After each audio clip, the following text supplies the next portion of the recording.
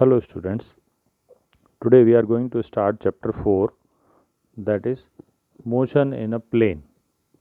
इसमें हम सबसे पहले देखेंगे वेक्टर अलजेब्रा। वेक्टर अलजेब्रा में हम वेक्टर्स की पूरी जानकारी लेते हैं।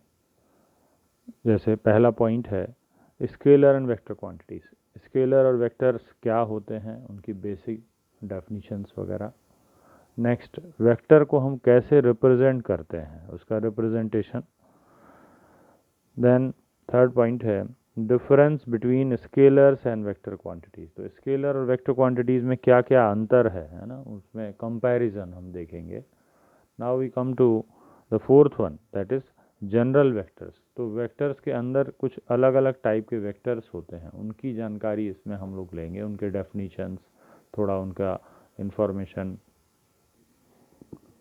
So we start with definitions of scalar quantities and vector quantities। सबसे पहले हम लोग डिफाइन करेंगे स्केलर क्वांटिटीज़ को। Physical quantities which are expressed only by their magnitude are known as scalar quantities. मतलब ऐसी फिजिकल क्वांटिटीज़ जिनको एक्सप्रेस करने के लिए हमको केवल मैग्नीट्यूड बताना पड़ता है, बस और कुछ नहीं, है ना। The magnitude is sufficient to express them. उन क्वांटिटीज़ को स्केलर क्वांटिटीज़ कहा जाता है। उसके एग्जांपल्स हम लोग देखेंगे तो और क्लियर होगा। जैसे लेंथ। अब अगर हमारे पास कोई भी एक ऑब्जेक्ट है, एक स्टिक है, जिसकी लेंथ हमको बताना है, तो हम केवल इतना बोल देते हैं कि ये लेंथ 2 मीटर्स है, इतना सफिशिएंट है, उसमें डायरेक्शन बताने की ज़रूरत नहीं पड़ती है ना। इसी तरह से मास भी है। अब किसी भी ऑब्जेक्ट का जितना भी मास है वो किलोग्राम में हम बता देते हैं, and there is no need to specify the direction. और इस तरह की दूसरी क्वांटिटीज़ हैं टाइम, वॉल्यूम, डेंसिटी। ये सब क्वांटिटीज़ जो हैं, ये सब क्वांटिटीज़ स्केलर क्वांटिटीज़ के एग्जांपल्स हैं। और प्योर नंबर्स भी इसी में आते हैं, जैसे पाई, इनकी कोई यूनिट नहीं होती है बिकॉज इट्स अ कांस्टेंट। तो ये सब स्केलर क्वांटिटीज़ के एग्जांपल हैं, जिसमें से हमने दो पार्ट डिवाइड कर दिए। ऐसी क्वांटिटीज़ जिनको बताने के लिए हमको यूनिट की ज़रूरत पड़ रही है, और कुछ ऐसे नंबर्स जिनमें यूनिट नहीं होता है। अब हम लोग देखते हैं वेक्टर क्वांटिटीज़ के बारे में। These physical quantities require the magnitude as well as the direction to express them. ऐसी फिजिकल क्वांटिटीज़ जिनको बताने के लिए मैग्नीट्यूड और उसके साथ साथ डायरेक्शन दोनों की ज़रूरत पड़ती है, उन फिजिकल क्वांटिटीज़ को वेक्टर क्वांटिटीज़ कहते हैं। तो अगर हम कंपेयर करें तो स्केलर में, जिसमें केवल मैग्नीट्यूड से काम हो रहा था, लेकिन इसमें एक एडिशनल चीज़ आ गई, वो क्या है, डायरेक्शन। तो इन दोनों चीज़ों को बताना ज़रूरी है। उन फिजिकल क्वांटिटीज़ को अपन वेक्टर क्वांटिटीज़ कहते हैं, है ना। जैसे इसके एग्जांपल्स में हम लोग देखेंगे तो सबसे कॉमन एग्जांपल आता है डिस्प्लेसमेंट। अब कोई भी ऑब्जेक्ट जो है कितना डिस्प्लेस किया गया वो भी बताना ज़रूरी है, और किस डायरेक्शन में डिस्प्लेस किया गया ये भी बताना ज़रूरी है ना। दूसरा एग्जांपल है वेलोसिटी, एक्सीलरेशन, फोर्स। ये सब उसके एग्जांपल्स हैं, है ना। ये सब जो हैं, इनमें यही बात है कि we need both things to specify them, that is magnitude as well as direction. Now we come to the representation of vector. Vector को ग्राफिकली रिप्रेजेंट करने के लिए डायरेक्टेड लाइन सेगमेंट्स बनाए जाते हैं। इसका मतलब हुआ एक लाइन सेगमेंट है ए बी, जिसमें डायरेक्शन लगा दिया जाता है। तो अब इसमें दोनों चीज़ें हो गई, because it's a line segment, it will have some measurement and it is having direction as well. तो इसमें दोनों चीज़ें आ गई, मैग्नीट्यूड भी आ गया और डायरेक्शन भी आ गया, है ना। इसको लिखने में हम लोग इस तरह से लिखते हैं ए बी। इसका मतलब है जो ए पॉइंट है वो इसकी टेल कही जाती है, और बी पॉइंट जो है इसका हेड कहा जाता है। तो ये एक वेक्टर है जो ए से बी की ओर उसका डायरेक्शन है ना। तो इसके लिए कई बार हम लोग प्रिंट में बोल्ड लेटर्स यूज़ किए जाते हैं, जो कि मान लो इसकी जो अलग एक वेक्टर सिंबल है उसका ए या पी मान लेते हैं, एक वेक्टर पी है, तो इसको बोल्ड में लिखते हैं या इस तरह से भी लिखा जाता है ना। पी सिंबल लिखा, हमने उसके ऊपर एरो लगा दिया, तो ये इसको अपना लिखने का तरीका है। अब इसमें जो है इसकी मेजरमेंट को एक्सप्रेस करने के लिए हम लोग मॉडुलस यूज़ करते हैं, कि अगर हमको ए बी की मेजरमेंट दिखाना है तो हम उसको इस तरह से लिखेंगे। इसका मतलब है मैग्नीट्यूड या मेजरमेंट ऑफ वेक्टर,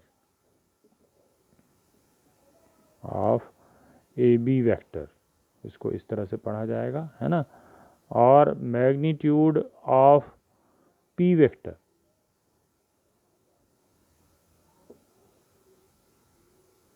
इसी को हम लोग लेंथ ऑफ ए बी से रिप्रेजेंट करते हैं। इसकी जितनी लेंथ है उसका ही इसका उतना ही इसका मैग्नीट्यूड होगा, मतलब ज़्यादा लेंथ है तो ज़्यादा मैग्नीट्यूड होगा। अब हम लोग स्केलर्स और वेक्टर्स में डिफरेंसेस देखेंगे, जिससे कि हमको ये टॉपिक और क्लियर हो जाता है।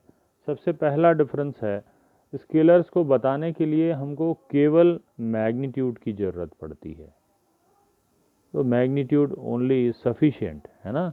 इसमें मैग्नीट्यूड के साथ साथ हमको डायरेक्शन भी बताना पड़ता है ना। तो यहाँ पे हमने लिख लिया magnitude as well as direction is needed, ठीक है। तो ये हमने लिख लिया। दूसरा पॉइंट इसी में आता है इनका रिप्रेजेंटेशन। इनको जनरली हम लोग सिंबल से दिखा देते हैं, इंग्लिश के जैसे एक्स वाई ए, है ना। तो ओनली इंग्लिश अल्फ़ाबेट्स की ज़रूरत पड़ती है, ओनली अल्फ़ाबेट्स। अब इसमें अल्फ़ाबेट्स केवल होने से काम नहीं होगा, है ना, उनके ऊपर हमको एरो लगाना पड़ता है। तो अल्फ़ाबेट्स विथ एरोज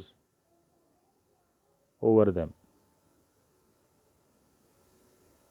जैसे अगर हमको वेक्टर ए दिखाना है तो हम ऐसे दिखाएंगे, है ना।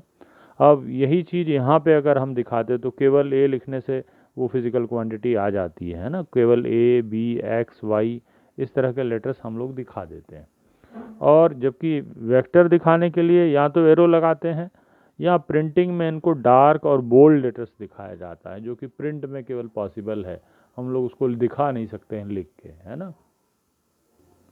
Now we come to third point, basic operations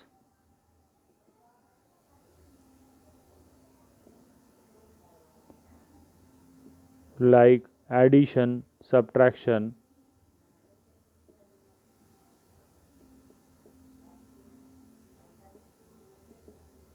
simple algebraic method से इनको कर सकते हैं।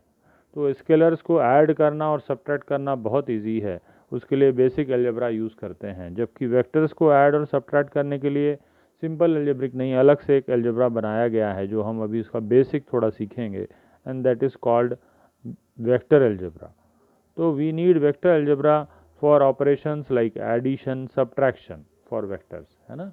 तो वेक्टर्स को ऐड करना और सब्ट्रैक्ट करना जो है वो सिंपल एडिशन और सब्ट्रैक्शन मेथड से नहीं हो सकता है, उसके लिए हमको वेक्टर एल्जेब्रिक मेथड्स की ज़रूरत पड़ती है, ठीक है। So next we come to similarly, जब दो वेक्टर को ऐड और सब्ट्रैक्ट करेंगे तो उसमें जो रिजल्ट आएगा वो वेक्टर आएगा, लेकिन दो स्केलर्स को ऐड और सब्ट्रैक्ट करेंगे तो उसमें रिजल्ट हमेशा स्केलर आता है। तो जो रिजल्ट है ना, result of addition and subtraction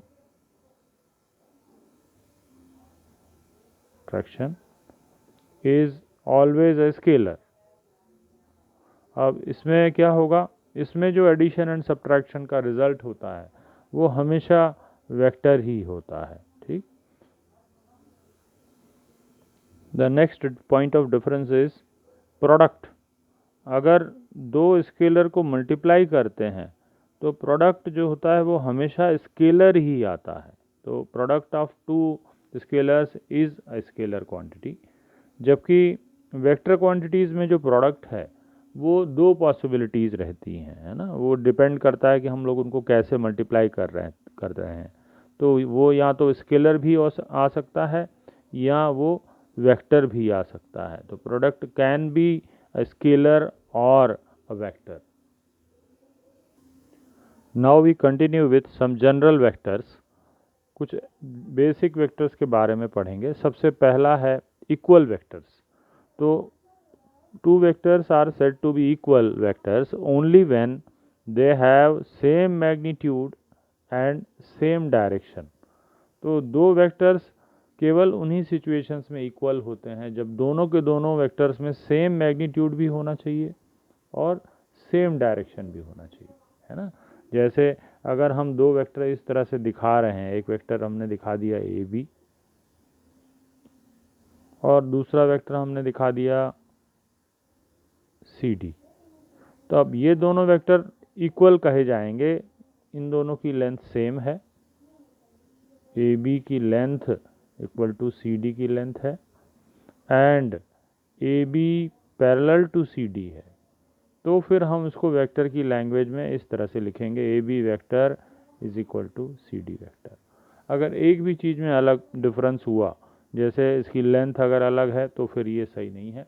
तो इसकी इक्वालिटी के लिए दो कंडीशंस हैं, है ना। फर्स्ट कंडीशन है लेंथ शुड बी सेम, और जो सेकंड कंडीशन है वो है दोनों पैरेलल होने चाहिए, है ना। तो इस तरह से हमने देखा कि अब वेक्टर की इक्वालिटी मतलब दोनों के दोनों पॉइंट मैच होने चाहिए, उनका डायरेक्शन और उनका मैग्नीट्यूड दोनों मैच होना चाहिए। तो इस तरह से अगर हम देखें कि एक पैरेललोग्राम अगर है और उनकी जो साइड्स हैं ए बी सी डी, तो ए डी वेक्टर और बी सी वेक्टर सेम माने जाएंगे। और इसी तरह से अगर हम इसको डी सी वेक्टर लिख रहे हैं तो डी सी वेक्टर और ए बी वेक्टर भी इक्वल माने जाएंगे, क्योंकि ये साइज में भी इक्वल हैं और पैरेलल भी हैं, है ना। इसी के साथ हमको एक और आइडिया समझना चाहिए कि पैरेलल वेक्टर्स जो हैं इनका डायरेक्शन सेम माना जाता है बिकॉज दे आर पैरेलल। यहाँ पे हमको एक और फैक्ट समझना चाहिए, वो ये है कि वेक्टर्स को डिस्प्लेस कर सकते हैं हम लोग, है ना। Vectors can be displaced without changing magnitude।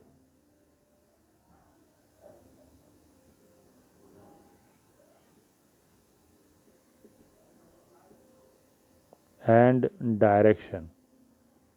मतलब अगर हमारे पास एक वेक्टर यहाँ पे इस तरह से है, ये वेक्टर है ए बी, तो अगर हमको ज़रूरत पड़े तो हम इस वेक्टर को डिस्प्लेस कर सकते हैं। यहाँ पे एक पैरेललोग्राम हमने यहाँ पे क्रिएट कर दिया, ठीक। और ये जो दूसरा वेक्टर बना ये इसके इक्वल है मान सकते हैं हम लोग, है ना। चाहे तो हम वही का वही लिख देते हैं, यहाँ पे ये ए बी वेक्टर हुआ, ये इसके इक्वल है, ठीक है। और हम इसको अलग और किसी जगह पे भी डिस्प्लेस कर सकते हैं, लेकिन उसकी साइज़ चेंज नहीं होनी चाहिए, उसका डायरेक्शन उसी ऑर्डर में होना चाहिए। जैसे अगर हम चाहें तो हम इसको यहाँ पे भी डिस्प्लेस कर सकते हैं। तो ये जो वेक्टर बनेगा ये वेक्टर भी ओरिजिनल वेक्टर के इक्वल माना जाएगा because the measurement is same and the direction is same. तो ये चीज़ हमको जब हम वेक्टर एडिशन या सब्ट्रैक्शन करते हैं तो वहाँ पे हमको वेक्टर को डिस्प्लेस करना पड़ता है। तो हम डिस्प्लेस कर सकते हैं, बस ये दोनों कंडीशंस मैच होनी चाहिए, डायरेक्शन की और मैग्नीट्यूड की। Now we come to negative और अपोजिट वेक्टर्स। तो ऐसे वेक्टर जिनमें मैग्नीट्यूड तो सेम होता है लेकिन डायरेक्शन अलग अलग होता है, उनको नेगेटिव और अपोजिट वेक्टर्स कहते हैं, है ना। जैसे फिर से अगर हम एक पैरेललोग्राम इस तरह से बना लें, अब इसमें हमने इस तरह से उसकी लेबलिंग कर दी है ए बी सी डी। तो जो ए बी वेक्टर है वो सी डी वेक्टर का अपोजिट कहा जाएगा, है ना।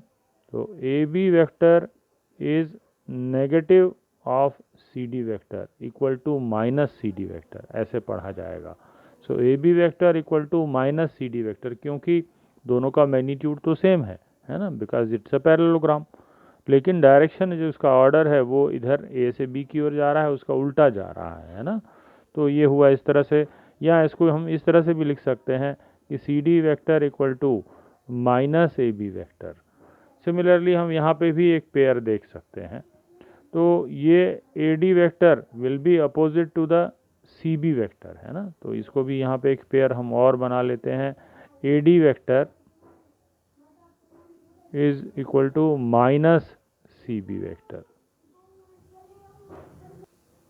अगर इसी में हम AB वेक्टर की वैल्यू किसी एक सिंबल से दिखाते, मान लीजिए इफ़ AB वेक्टर की वैल्यू हमने लिखी है P वेक्टर, तो CD वेक्टर की वैल्यू लिखी जाएगी माइनस P वेक्टर, क्योंकि इसका डायरेक्शन उल्टा है लेकिन मैग्नीट्यूड सेम है ना। तो ये जो नोटेशन है, ये नोटेशन भी हम लोगों को ध्यान से देखना चाहिए कि because they are having same measurement but opposite direction, so if any one of them is P, then this will be minus P.